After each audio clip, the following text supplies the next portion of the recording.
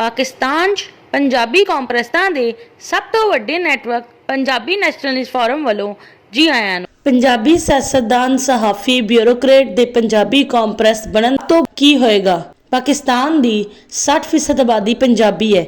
ਕਸ਼ਮੀਰੀ ਹਿੰਦੂ ਡੇਰਾਵਾਲੀ ਦਾ ਸ਼ੁਮਾਰ ਪੰਜਾਬੀ ਕੌਮ 'ਚ ਹੁੰਦਾ ਹੈ, ਜਦਕਿ 40% ਆਬਾਦੀ ਸਮਾਰਟ, ਬਰਾਹਵੀ, ਗਿਲਗਿਤੀ, ਬਲਤਿਸਤਾਨੀ, ਕੋਹਿਸਤਾਨੀ, ਚਤਰਾਲੀ, ਸਵਾਤੀ, ਗੁਜਰਾਤੀ, ਰਾਜਸਥਾਨੀ, ਪਠਾਨ, ਬਲੋਚ, ਹਿੰਦੁਸਤਾਨੀ ਮੁਹਾਜਰਾਂ ਦੀ ਹੈ।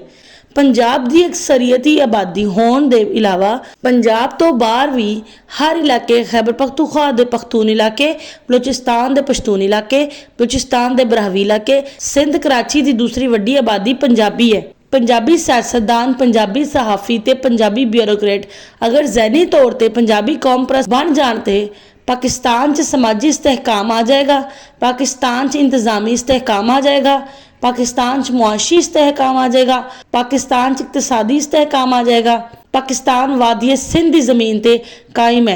वादी सिंध की ज़मीन ते काबज़ पाकिस्तान के जालिम कौमां पठान, बलोच ते मुहाजरां नूं जुल्म करन दा मौका नहीं मिलेगा।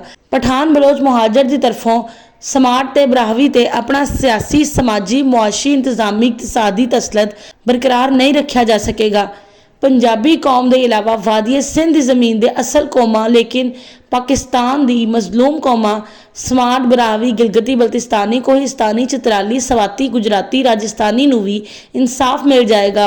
पठान, बलोच, मुहाजिर पाकिस्तान के सियासी, समाजी, मुआशी, इंतजामी, इकतसादी इस्तेहकाम के खिलाफ साजिशां करके पाकिस्तान के दुश्मनों तो ज़ाती फवायद हासिल नहीं कर सकणगे।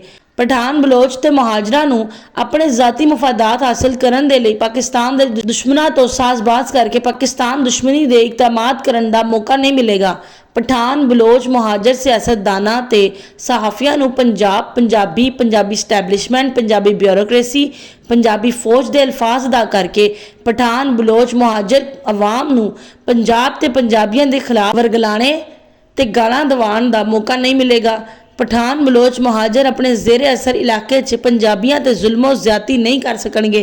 पठान, बलोच, मुहाजर सियासतदानां ते सहाफ़ी पंजाब ते पंजाबी कौम ते इल्ज़ामात लगा के, तनकीद करके, तौहीन करके, गालां कट के, गंदे हरबियां दे जरिए पंजाब ते पंजाबी कौम नूं ब्लैकमेल भी नहीं कर सकणगे।